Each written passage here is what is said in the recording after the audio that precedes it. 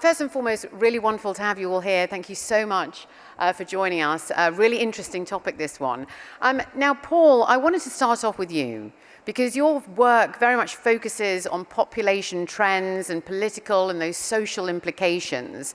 What sort of population trends are you seeing right now, and what sort of impact is that having across economies and how governments plan today? Well, I think we can see the most astonishing thing that's happening in the world today, which I don't think anyone really expected, is the absolute sharp fall of fertility in the developing world.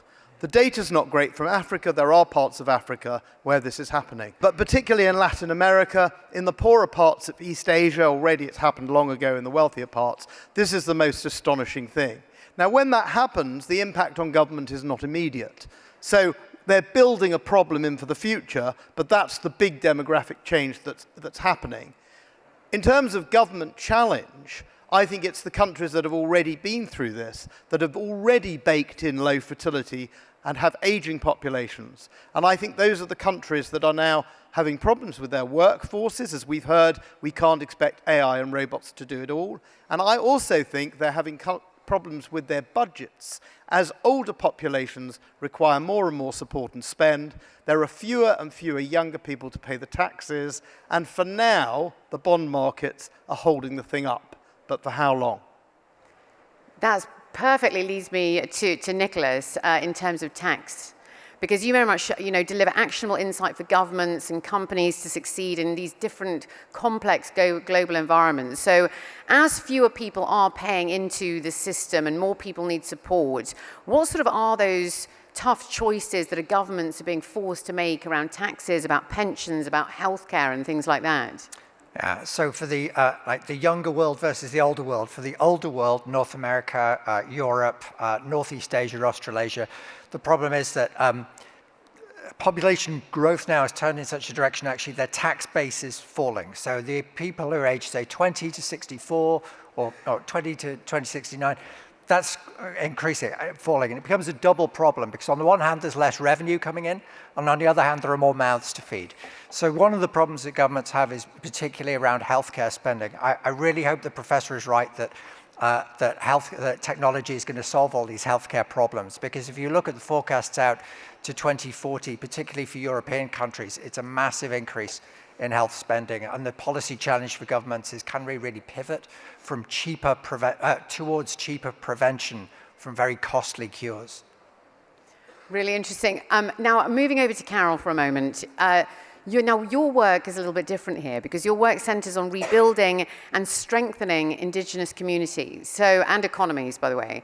So when we look beyond these traditional economic models, what can these indigenous perspectives or values really teach us about building more fairer or sustainable population policies?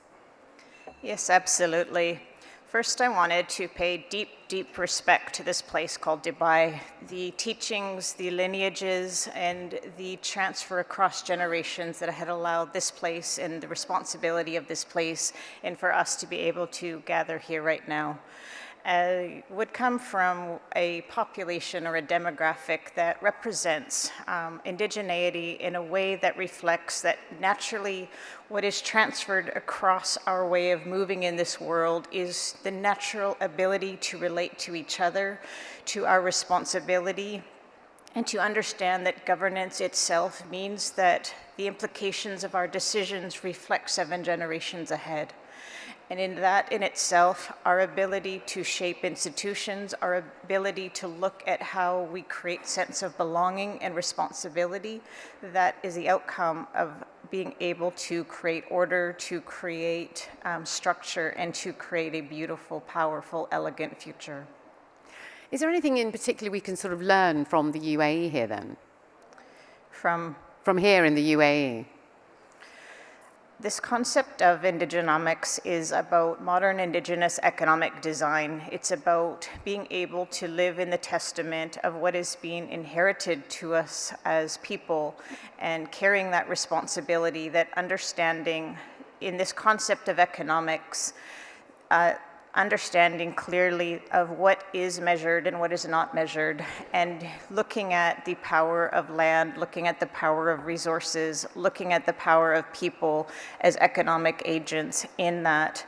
The ability to design for, I have a strong belief in economies that design for dignity, economies that design for responsibility, and economies that design for a sustainable future. And economic data, in the absence of that, really perpetuating our ability to make powerful decisions for our future.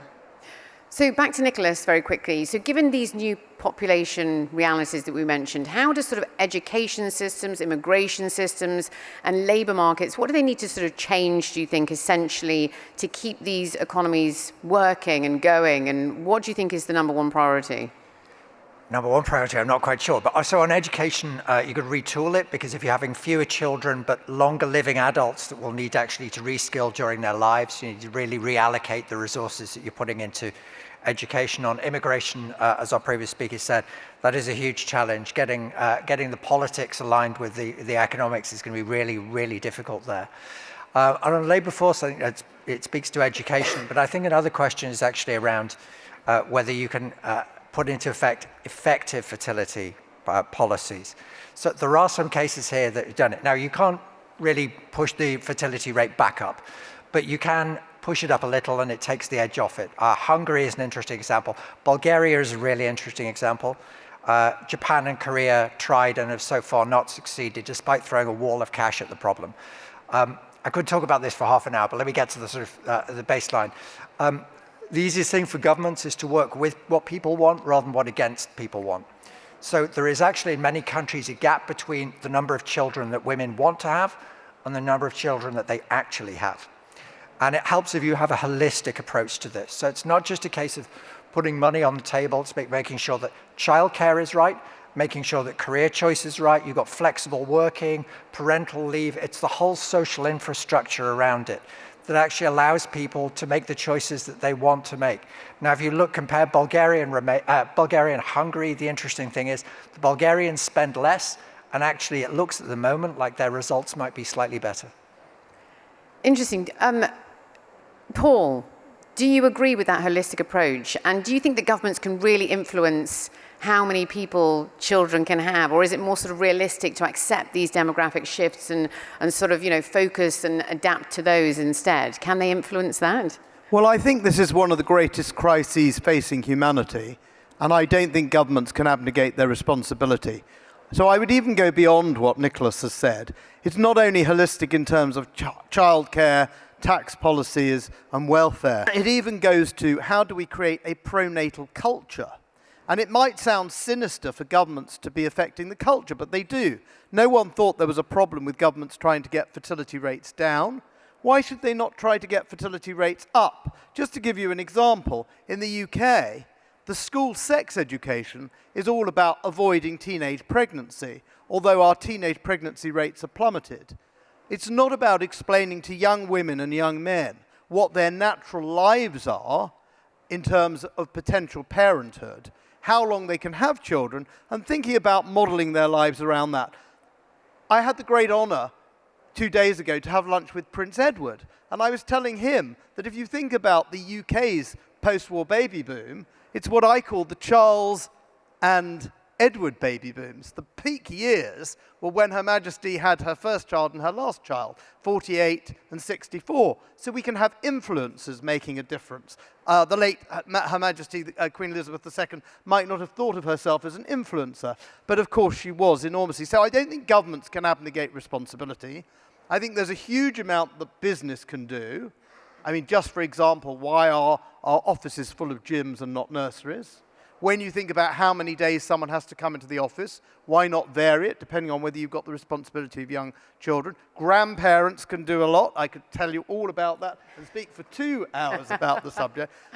The last thing I'd like to say in this burst is, for all we talk about economies, I think we've already heard about thinking about economics in a more sustainable and in a more general way, what we count and what we can't count. We don't actually count the joy in the GDP statistics of being a parent.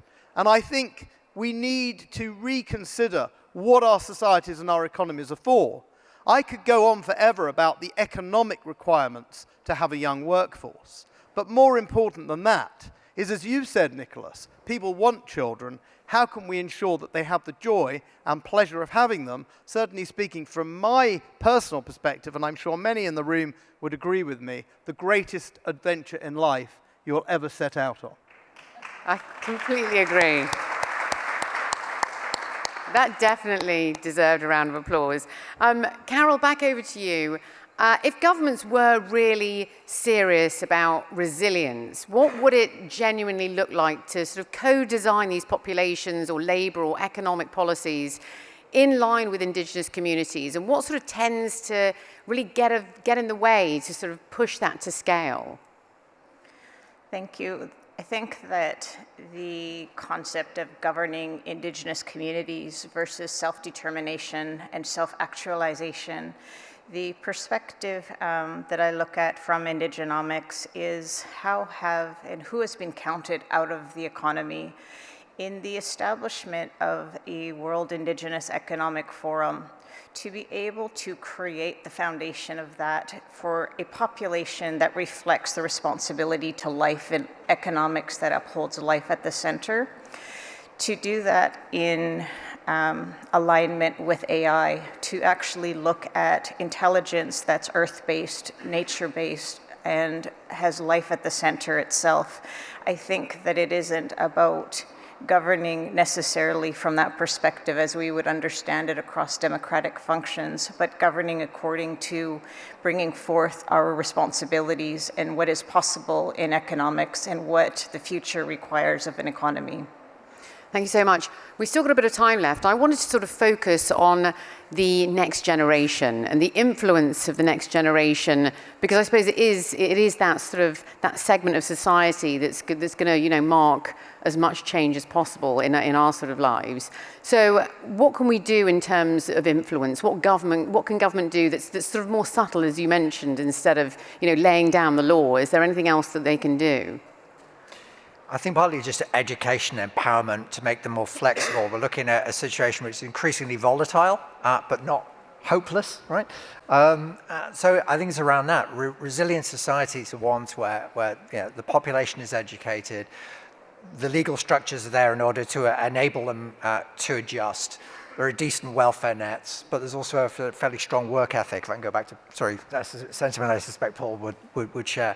I think that's part of it. It's among others. But at the end of the day, it's not a one-size-fits-all model across the world, is it? I mean, it can be cultural, there are different societies and cultures and things like that. So, it's got to be quite tailor-made for different governments around the world, wouldn't you say? I think you're absolutely right. It's not only that a given policy won't work in every country. In any given country, a given policy may not work over time. For example, in Central Asia, there are countries that give medals to women and awards to women for having large families. And that's actually quite successful. But in 15 or 20 years, that might be seen as rather clunky. So I think you have to be experimental. You have to look at what's worked elsewhere. You have to test things out. You have to see your country in a way as a laboratory. And you have to make this an absolute focus. The opposite from that is a government like that in the UK, where we have had 50 years of below replacement fertility, and yet the first frontline politician to have anything to say on it was our current Prime Minister. And what did he have to say? I'm not interested, nothing to do with me. Compare that, say, to President Macron over the Channel, who said we need demographic rearmament. And France has a great tradition of pronatalism going back to the 1870s at least. And not surprisingly, France does have a healthier natal culture than we have in the UK. So there's so much that governments can do. Some things will work, some things won't. Some things will work for a period and then stop working. If this really matters, if the future of humanity really matters, then this should be the #1 priority of governments, to test things out, to try things, to look overseas for examples, see what works, and find out what works and turn the thing around. You wanted to quickly jump in here. Yeah, I completely agree. Every country is different. Even if our birth rates are declining, everyone's curve looks a bit different on the way down. If there's one thing that does look actually quite good across the piece, it's actually medically assisted reproduction, so IVF and the like. That seems to be pretty much wherever you go, you imply that that works. But national conditions are very, very different. Just to give one example, if you think about birth rates, in Japan, in Korea, births almost only ever happen within wedlock. That's not the case in Europe, it's not the case in North America, it's not the case in Australia. So one size is not going to fit all, it's not going to fit anyone, actually. There you go. Back over to you. Very quickly, what lessons can we learn from these Indigenous communities, especially the youth within these communities as well, do you think? As we look at an AI-focused future, I think it's essential that we really are true to the bias that we're witnessing and experiencing. And is that bias reflecting back to us deep wisdom? And what is intelligence and how is that truly activated in our economic structures? To be able to understand that distinction between wisdom and intelligence and to be able to articulate governance from that perspective that focuses on place, on culture, on identity, and a future that brings that responsibility from an Indigenous perspective. How do we truly, with this intelligence, make decisions 7 generations in the future? We are actually behind time. So very, very quickly, what's your final call to action, please? Well, my call to action would be to understand that this is a priority and start communicating it. I'm astonished how often people I meet in influential positions still think that it's 1965 rather than 2026 and that the problem is an exploding population. If people in this audience, if people at this conference could understand this, that would be a really important first step. Nicholas, very quickly, call to action. Join up your thinking. It's a whole of government approach that's needed. Be aware that declining population actually is going to make it very difficult to achieve GDP growth. Think about what that means. And also less innovation as populations get older. Carol, final remarks. To understand the essential need for an alternative perspective in the building of a World Indigenous Economic Forum is an alternative to economies itself as we understand it. Thank you so much. Ladies and gentlemen, that's all we have time for. Let's hear it for our panel. Thank you. Thank you.